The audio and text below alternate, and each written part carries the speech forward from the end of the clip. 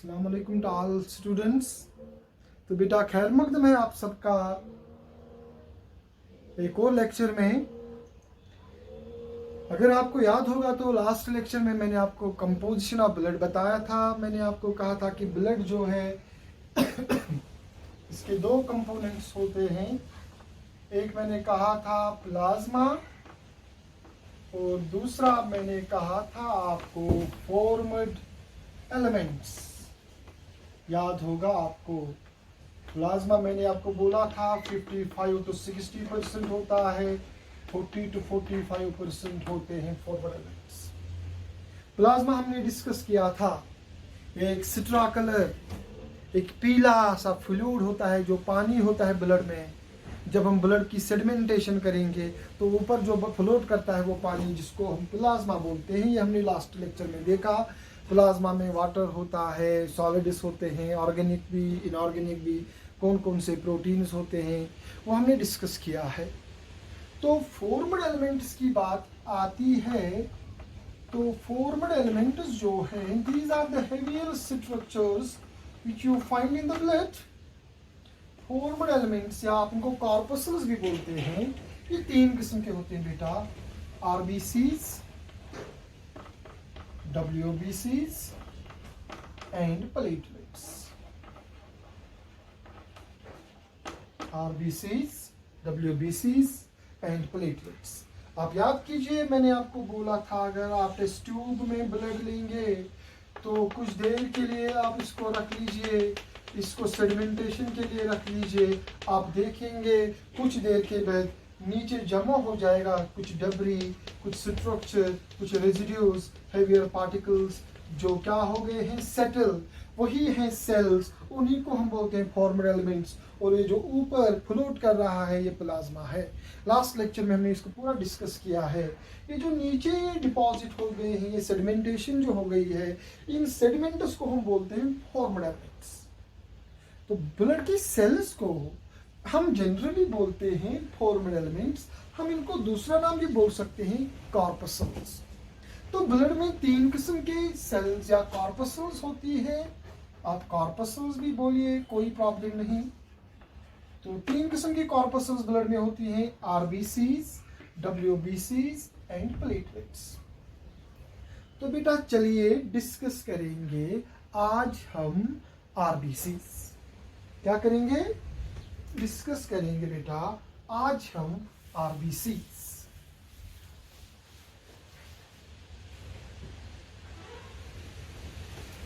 बेटा आरबीसीज जो हैं इनको हम दूसरा नाम ये भी बोलते हैं एरिथ्रोसाइट्स।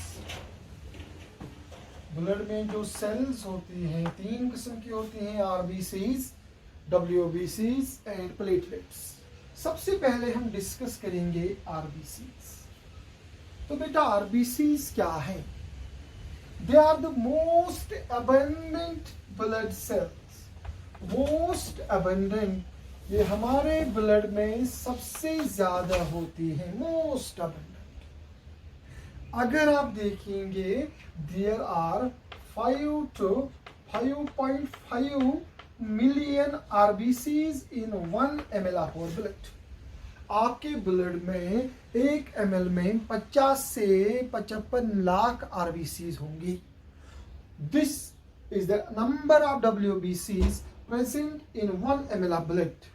हमारे ब्लड के 1 ml में 5 से 5.5 मिलियन ब्लड सेल्स होते हैं।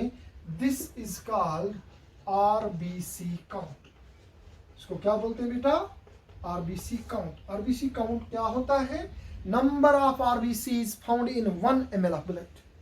आपके ब्लड के 1 ml में कितनी आरबीसीज हैं? 1 ml में पर ml, उसी को हम बोलते हैं आरबीसी काउंट। और याद रखिए एंट्रेंस के लिए इट इज 5 to 5.5 मिलियन। ये जो आरबीसीज बेटा होती हैं, अगर आप देखेंगे in case of human beings, these RBCs are produced in the bone marrow. Animals में, हायर एनिमल्स में ये आरबीसी कहाँ से बनते हैं? ये बनते हैं बोन मैरो में।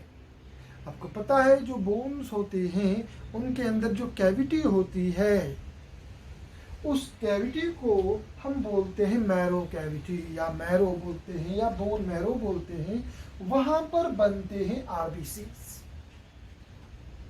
जब एक बच्चा होता है मां के पेट में जिसकी बोन्स भी डेवलप नहीं होती हैं, वहां पर आरबीसीज बेटा बनती हैं लिवर में। वहां पर लिवर में बनते हैं। जब एक बच्चे का लिवर भी नहीं होता है उस वक्त आरबीसीज बनती है एक स्ट्रक्चर में, उसको बोलते हैं योग सैक। याद रखिए, एक अडल्ट में, एक इंसान में आफ्टर बर्थ आरबीसीज बनती हैं बोन मैरो में, लेकिन एक फीटस में आरबीसीज बनती हैं लिवर में। लेकिन जब एक एम्ब्रियोनिक कंडीशन में एक बच्चा होगा, एम्ब्रियो जिसमें भी लिवर भी डेवलप नहीं हुआ है, उस वक्त वहां एक स्ट्रक्चर होता है, उसको हम बोलते हैं योग सैक। ये आप 12th में पढ़ेंगे, इनको बोलते हैं फीटल मेम्ब्रेन्स। उस वक्त हम देखेंगे। फिलहाल याद रखिए, RBCs can be produced in bone marrow. In case of embryonic conditions, they are produced in yolk sac and they are produced by liver in fetal conditions. So formation of RBCs is called erythropoiesis. RBCs के बनने को बेटा हम बोलते हैं erythropoiesis. Formation of RBCs in an animal is called erythropoiesis. बेटा ये जो आरबीसीज हैं ये बहुत ही इंपॉर्टेंट है। अगर आरबीसीज का नंबर बॉडी में कम हो गया वो भी प्रॉब्लमेटिक है, अगर ज्यादा हो गया तो वो भी प्रॉब्लमेटिक है।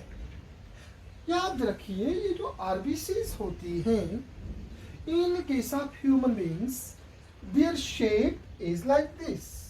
ऐसे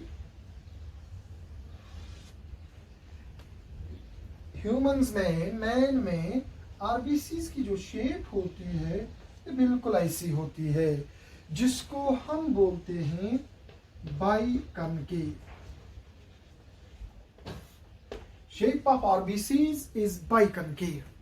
ये स्फेरिकल नहीं होती, ये रेक्टेंगुलर नहीं होती, ये क्यूबॉइडल नहीं होती।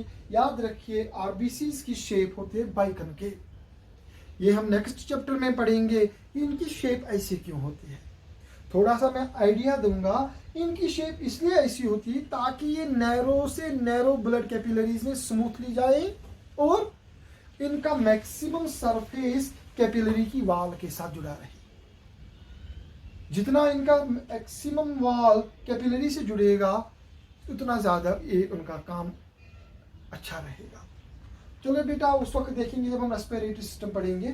फिलहाल आप याद रखिए, RBCs are biconcave in nature. ये सेल्स जो हैं इनकी एक खासियत ये है कि इनके पास न्यूक्लियस नहीं होता है। In case of mammals, in case of human beings, they are non nucleated. इनका न्यूक्लियस नहीं होता है। किसी भी मैमल में, मैन में भी इनके पास न्यूक्लियस नहीं होगा एक्सेप्ट कैमल्स। कैमल्स जो होंगे, कैमल्स में आरबीसीज होती हैं, वहां पर न्यूक्लियस होता है। बाकी मैमल्स में आरबीसी जो होंगे वो होंगे नॉन न्यूक्लिएटेड। अब आप कहेंगे आरबीसीज में न्यूक्लियस क्यों नहीं होता? याद रखिए, आरबीसीज बनती हैं बोन मैरो में by the process of erythropoiesis. By the process of erythropoiesis. RBC जिन सेल से बनती हैं उनको बोलते हैं इरिथ्रोब्लास्ट्स।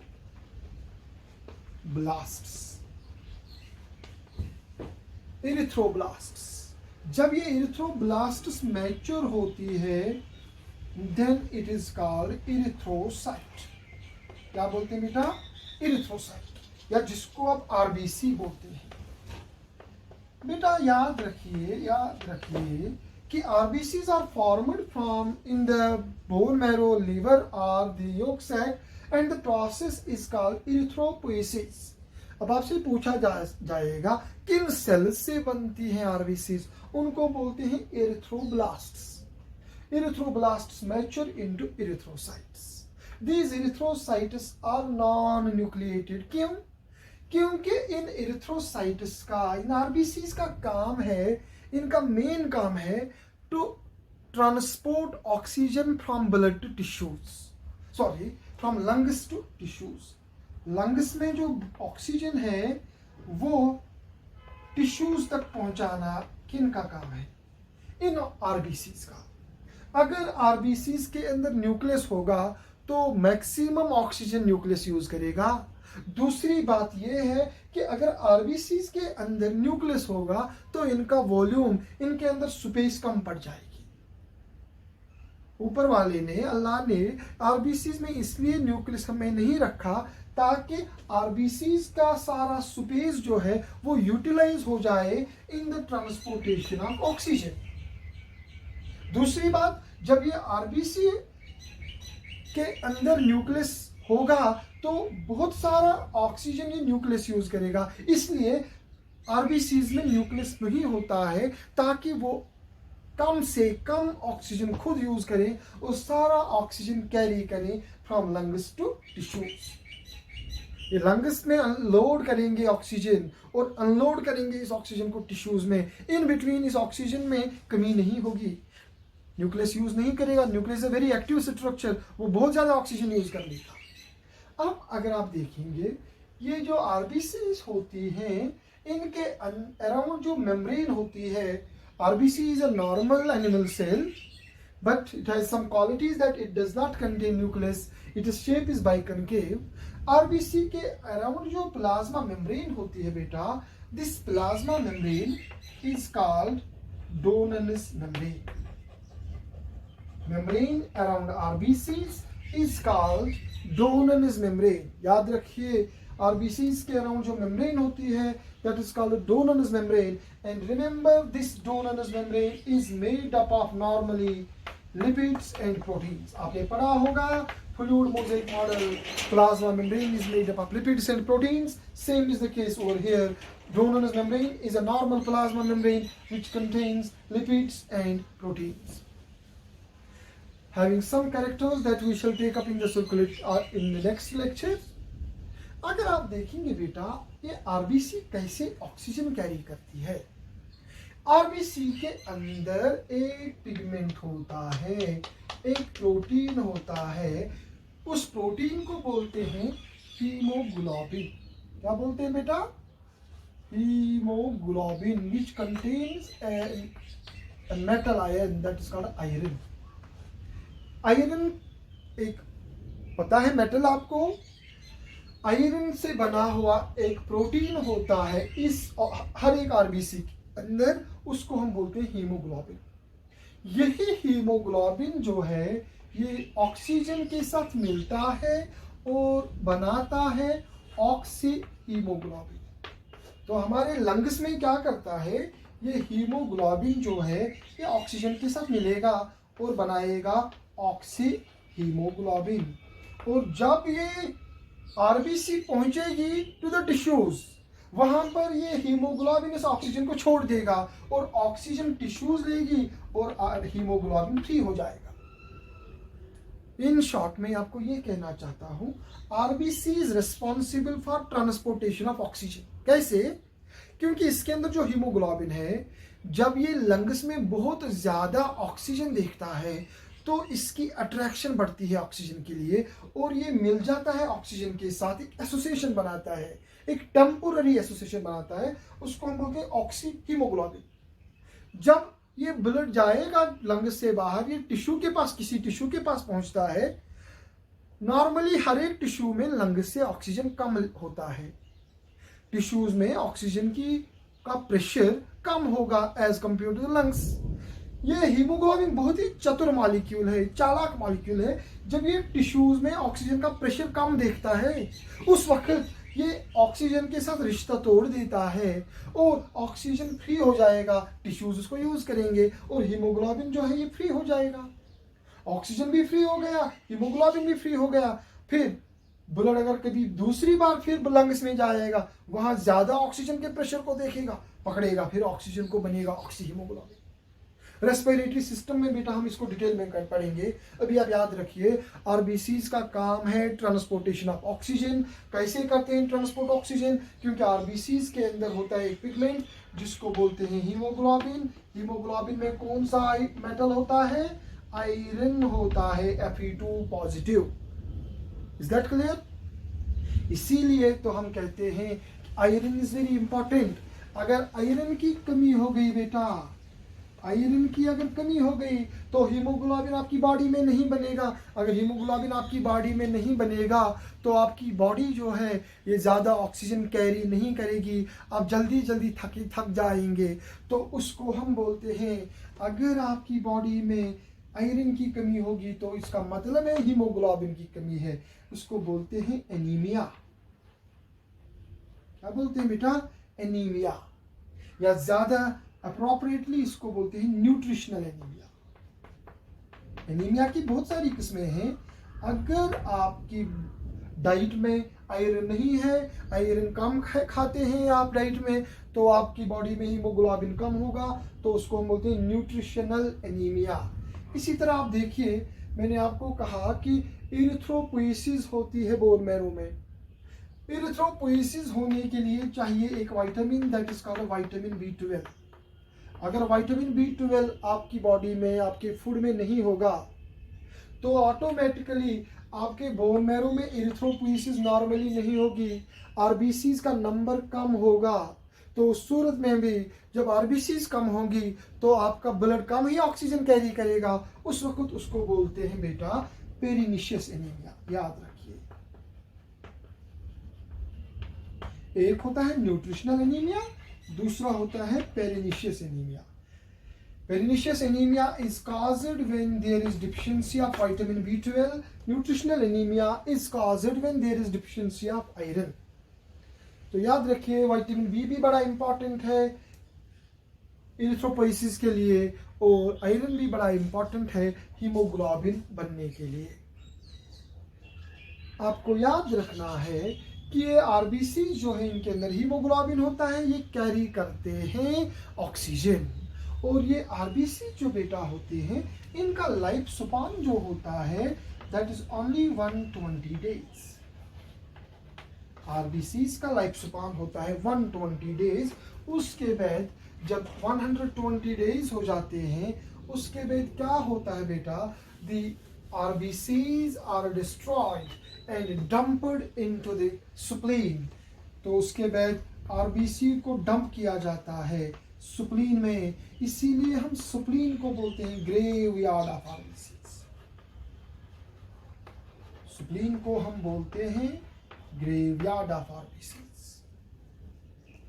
जन कौशिर पछ पोह वना पोह स्प्लीन, उसको हम बोलते हैं ग्रेवयार्ड ऑफ आरबीसीज। इसी तरह बेटा याद रखिए, ये जो आरबीसीज होते हैं, अगर इनका नंबर में आपको पता है इनका नंबर है 5 to 5.5 मिलियन पर ml, this is called RBC count. अगर इनका नंबर कम होता है, आरबीसी काउंट अगर कम हो गया तो बेटा उसको बोलते हैं एनीमिया। एनीमिया का मतलब है आरबीसी कम होंगी। आरबीसी कम होगी तो आपका ब्लड कम ही ऑक्सीजन कैरी करेगा, तो जल्दी से जल्दी थकावट हो जाएगी, तो उसको हम बोलते हैं एनीमिया उस कंडीशन। अगर आरबीसी काउंट ज्यादा होता है, आरबीसी का नंबर ज्यादा होता है, तो उस सूरत में बेटा उसको बोलते हैं polycythaemia. Polycythaemia, polycythaemia means high RBC count. उससे क्या होता है? ब्लड की विस्कोसिटी ज्यादा हो जाती है। ब्लड जो होता है इट बिकम्स मोर विस्कस।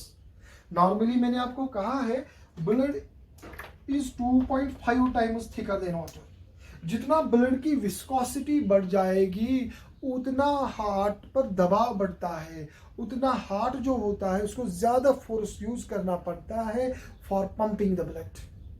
तो there should be proper viscosity of the blood. RBC का नंबर बहुत ही ज्यादा है तो खुशी की बात ये नहीं है कि आरबीसी का नंबर ज्यादा है तो ज्यादा ऑक्सीजन कैरी होगा, नो। उससे क्या होगा? पॉलीसाइथीमिया होगा। आरबीसी के नंबर बढ़ जाता है तो ब्लड की विस्कोसिटी बढ़ जाती है। Is that clear? It makes your heart weak. तो ये था आरबीसीज के बारे में।